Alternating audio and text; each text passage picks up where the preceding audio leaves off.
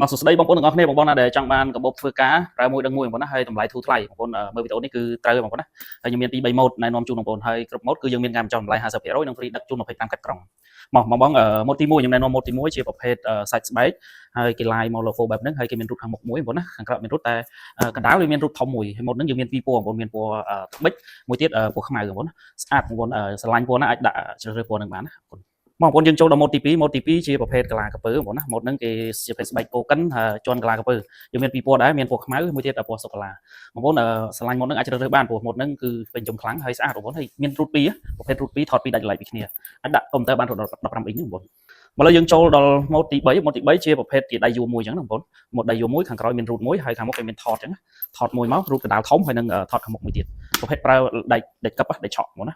មានពីរពណ៌បងប្អូនមានខ្មៅហើយនឹងពណ៌សូកូឡាម៉ូតហ្នឹងស្អាតបងប្អូនណាឲ្យបានដូចខ្ញុំកាន់ដៃតបតអញ្ចឹងយកទៅឃើញសាច់ស្បែកនៅក្នុង line មិនយកដល់គឺអញ្ចឹងបងប្អូន